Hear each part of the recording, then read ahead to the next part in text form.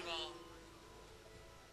இன்பத்தைக் கண்டு இகழாமலும் துன்பத்தைக் கண்டு துவளாமலும் எந்த நிலை வந்தாலும் எத்தனை துயர் வந்தாலும் மனப்பக்குவத்தை தான் இறைவா எனக்குத்தான்.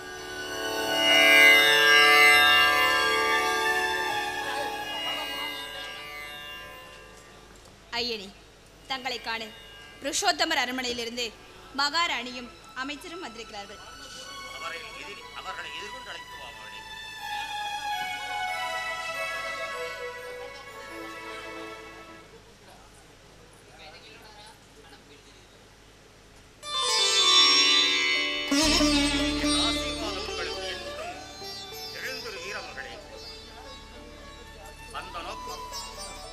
ஐயனே, தங்களுக்கு அதிர்ச்சி தரும் செய்தியோடு வந்திருக்கிறேன்.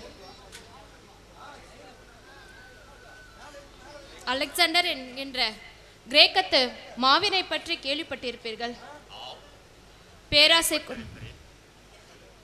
பேராசை கொண்ட அந்த அலெக்சாண்டர் பெரும் படை பாரத நாட்டுக்குள் புகுந்திருக்கிறான்.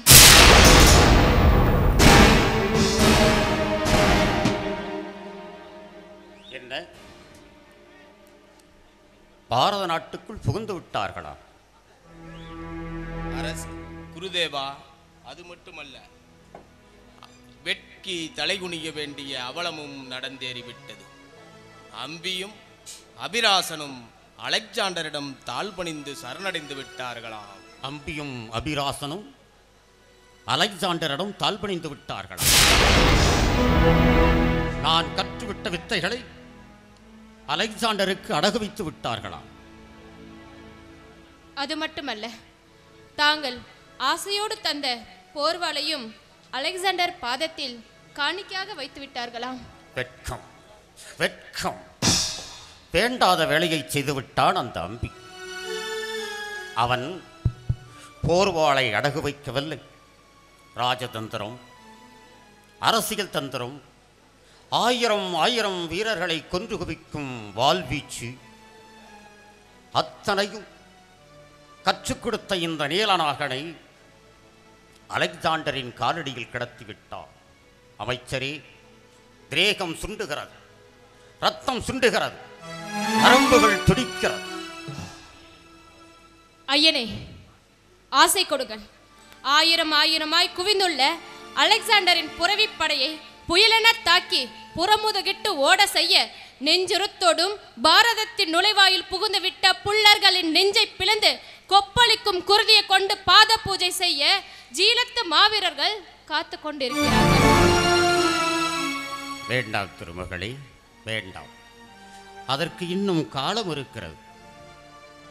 எய்துகின்ற அம்பை குறிவார்த்து எய்ய வேண்டுமே தவிர திசை மாறி எய்யக்கூடாது. நந்தினி, நீ சென்று என் வெண்பட்டு புஸ்தரத்தை எடுத்து வை.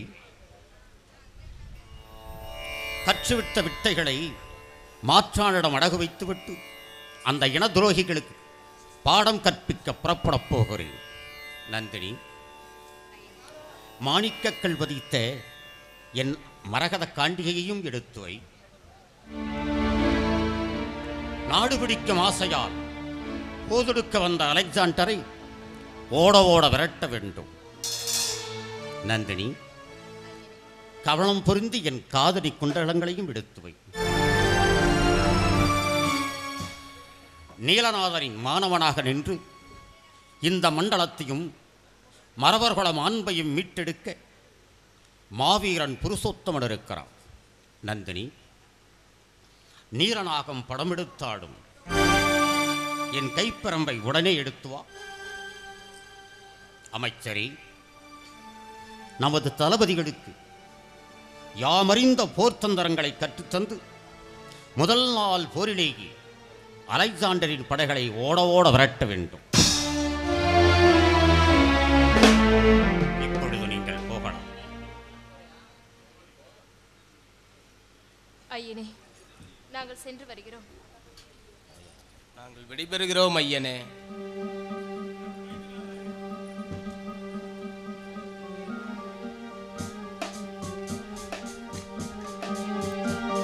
நந்தினி, ஏற்கனவே நான் கூறியிருந்தேன், ஞாபகம் இருக்கிறதா? துள்ளித்திரியும் மீன்களுக்கு தண்ணீர் சொந்தம், மின்னுகின்ற தாரகைக்கு வானம் சொந்தம். ஆனால் இந்த நீலநாகனுக்கோ அனைத்தும் சொந்தம். இனி நான் தண்ணீரில் துள்ளி விளையாடப் போகிறேன், தாரகையாக வானத்தில் மின்னப் போகிறேன். அப்பப்பா, என்னப்பா இப்படி மாறிவிட்டீர்கள்?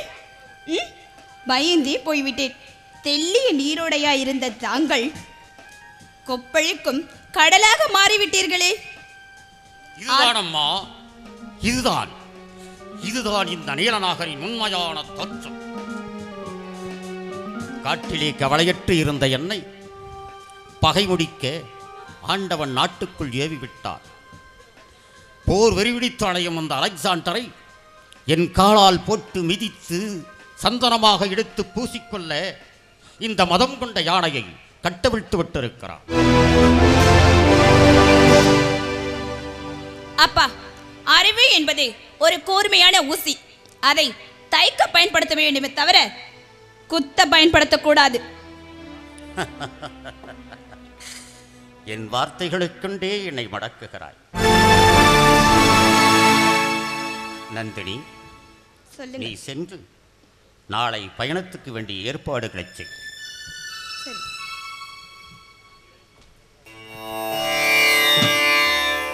இறைவா, இன்பத்தை கண்டு இகழாமலும் துன்பத்தை கண்டு துவளாமலும் எந்த நிலை வந்தாலும் எத்தனை துயர் வந்தாலும் மனப்பக்குவத்தை தா இறைவா, எனக்கு தா. மன்னர் வாழ்க, பௌரவ மண்டலம் வெல்க. தளபதி வீரசேனா, தூதின் முடிவு என்னவாயிற்று? அம்பி மன்னன் யாது கூறினான்? அலெக்சாண்டரின் கால்பிடிக்க துணிந்து விட்ட அம்பியை இனி நம்பி பயனில்லை அரசே. தனித்து நின்று போரிட முடியாதவர்களுக்கு நாடதற்கு மன்னர் என்ற பட்டம் எதற்கு என எக்காலமாக கேட்கின்றான். போரிலே தோற்று ஓடி மறைந்து வாழ வழியில்லை என்றால் இந்த அம்பியை நாடி வரலாம், மறைந்து வாழ இடம் தருகிறேன் என ஏளனமாக பேசிவிட்டான் அரசே, ஏளனமாக பேசிவிட்டான். வேண்டியதுதான், எந்த அவமானம் நமக்கு வேண்டியதுதான். மற்ற தேசத்து மன்னர்கள் என்ன கூறினார்கள்? எழுதியதை பிரதியெடுத்து படிப்பது போல் அபிராசனும் அதையே கூறிவிட்டான். அது மட்டுமா, அலெக்சாண்டரை எதிர்த்து போரிலே தோற்று தலையிழந்து அல்லது தலைமறைவாக கைதியாய் வாழ்வதை விட அவர்களுக்கு துதிப்பாடி கப்பம் கட்டி கெஞ்சி கூத்தாடி மன்னன் என்ற பெயரோடு மானமிழந்தாலும் மணிமுடியோடு வாழ்வதே பெரிதென்கின்றான். மானம் என்ற சொல்லுக்கு புது விளக்கம் தந்துள்ளான் அருமை நண்பன் அபிராசன். பாரத தாயே, உன் மடி பிறந்த மறவர் கூட்டத்தில் மானமிழந்து வாழ துணிந்து விட்ட மன்னாதி மன்னர்களை பார்த்தாய். துதி பாடலாம், வரிகட்டலாம், கைகட்டி கூனி குறுகி நிற்கலாம், கெஞ்சி குத்தாடலாம். இனனுக்கு பிறந்த வீணர்கள் எப்படி வேண்டுமானாலும் வாழலாம். ஆனால் மகுடத்தை மட்டும் இழக்க மாட்டார்களாம். காமாட்சி தாயே, இப்படிப்பட்டவர்களையும் ஏன் இந்த மண்ணில் படைத்தாய்? அரசே, இனத்தானை ஓரியாக்கி அந்நியனை தலைவனாக்க துடிக்கும் துருஷர்களை பற்றி துளியளவும் நினைக்க வேண்டாம். நாடு காக்கும் நல்லெண்ணத்தினை புரிந்து கொள்ளாதவர்கள் துணை நமக்கெதற்கு? பாரத தாயை மனதில் வைத்து வாழெடுத்தால் வஞ்சகர்கள் கோடி என்றாலும் குவியல் குவியலாய் தலைகளை குவித்து விடுவோம். அச்சம் நமக்கெதற்கு? அஞ்சவெல்ல வீரசேனா, திமிரி நிற்கும் மேல்படையும் பாயத்துடிக்கும் காலற்படையும் எங்கே பகைவன் எங்கே பகைவன் என்று தேடி கருவறுக்க காத்திருக்கும் குதிரைப்படைகளும் மானம் மானம் அழியாத மானம் போயின் உடல் மாயும் வீரர் பெரும் கூட்டம் காத்திருக்க நானே நஞ்சப் போகிறேன், ஆதங்கப்படுகிறேன். வீரசேனா, புண்ணிய பாரதத்தில் புனித திருநாட்டில் அரியணை ஆசை கொண்டு நிற்கின்ற அந்நியனை எதிர்க்கின்ற நெஞ்சுரம் எவருக்கும் இல்லையே என்று ஆதங்கப்படுகிறேன் வீரசேனா. ஆதங்கப்படுவதோ ஏங்கி நிற்பதோ புருஷோத்தமனுக்கு அழகன். சுழன்று வரும் சூறாவளி என சுற்றி வரும் பகைகளை சுக்கு நூறாக்கும் புருஷோத்தமன் படை கொண்டு செல்ல துணையொன்று நாடுவதா? வரவேண்டும் வரவேண்டும் குருதேவா. தாங்கள் காலடிப்பட்ட பிறகு பௌரவ நாட்டில் மேன்மையை தேடி தர வேண்டும். தாங்கள் அமருங்கள், இதோ வந்து விடுகிறேன். குருதேவா, வாருங்கள். தங்கள் பாதம் அரண்மனையில் படுவதற்கு நான் பாக்கியம் செய்திருக்க வேண்டும். அந்நியன் ஒருவன் வந்து பாரதத்தின் ஆணிவேரையை அறுக்க துணிந்துவிட்ட இந்த நேரத்தில் அம்பி மன்னனும் அபிராசனும் ஒன்றுபட மறிக்கின்றனர். வரிகட்டி துதிபாட வரிசையில் நிற்கின்றனர். காட்டிக் கொடுப்பதற்கும் கூடி நின்று பாரதத்தை கெடுப்பதற்கும் துணிந்துவிட்ட துரோகிகளை என்னவென்று கூறுவது குருதேவா? நம் பாரதத்தின் தலையெழுத்து அதுதானே. தேவையற்ற காரணங்களுக்காக நமக்கு நாமே சண்டையிட்டுக் கொள்வதும் நம்மை நாமே அழித்துக் கொள்வதும் தான் சரித்திரம் சொல்லுகிறது. ஆனால் இந்த தாய் நாட்டிற்காக, தாய் மண்ணிற்காக எப்பொழுதாவது ஒன்றுபட்டதுண்டா?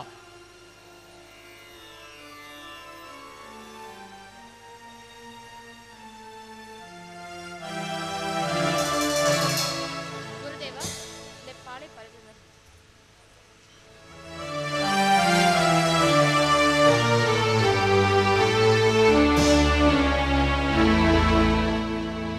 புருஷோத்தமா, அந்த அலெக்சாண்டரை போல 1000 அலெக்சாண்டர் வந்தாலும் நம்மை ஒன்றும் செய்துவிட முடியாது. நாடு பிடிக்கும் ஆசையால் நம்மை தேடி வந்த அந்த அலெக்சாண்டருக்கு தகுந்த பாடம் கற்பித்து வழியனுப்பி வைக்க வேண்டாமா? அதற்காக நீ ஏன் கலங்குகிறாய்? கலக்கமில்லை குருதேவா. தாங்கள் காலடிப்பட்ட பிறகு நாங்கள் கலங்க வேண்டிய அவசியமும் எங்களுக்கு இல்லை. தங்களை போன்ற பெரியவர்கள் எங்களுக்கு துணையாக நிற்கும் போது நாங்கள் ஏன் கலங்க வேண்டும்? குருதேவா, இந்த இக்கட்டான சூழ்நிலையில் செய்வது அறியாது தவித்து போனேன். இனி காட்டை விட்டு வெளியே வரமாட்டேன் என்று கூறி சென்ற தங்களின் உதவியை எப்படி பெறுவதென்று தவித்து நின்றேன். நல்ல வேளை, கடவுளாக பார்த்து தங்களை இங்கே அனுப்பி இருக்கின்றார். ஆம், அந்த காமாட்சி தான் என்னை இங்கு அழைத்து வந்தாள். நாட்டிலே ஒரு பிரச்சனை என்கிற போது காட்டிலே எனக்கு என்ன வேலை? காமாட்சி அம்மனா? ஆம், அந்த காமாட்சி அம்மன் தான் மகாராணியின் உருவிலே வந்து என்னை இங்கு அழைத்து வந்தாள். மகாராணியா?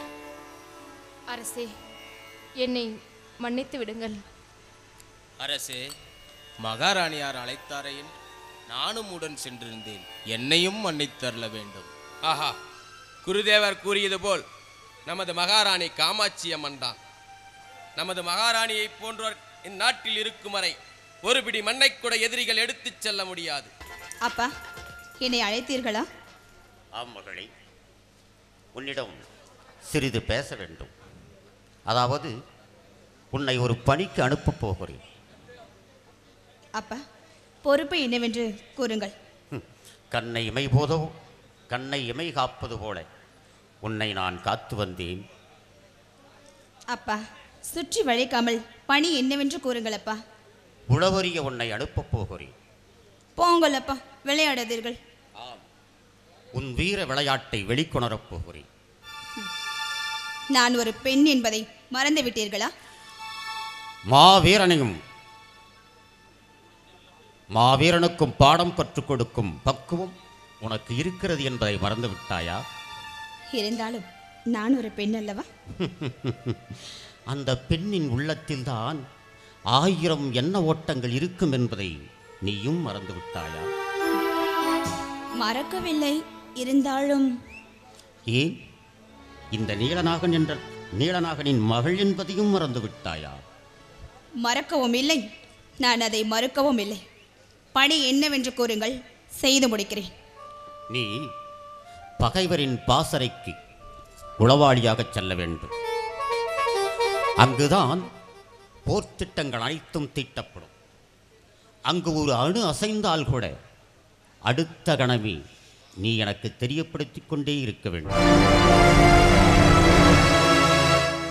அப்படி என்றால் எந்த நாட்டிற்கு, எந்த இடத்திற்கு நான் உளவாளியாக போக வேண்டும் என்று கூறுங்கள். அதுதான் முன்பே சொன்னேனே, பகைவரின் பாசறைக்கு என்று. தந்தை, கவலை கொள்ள வேண்டாம்.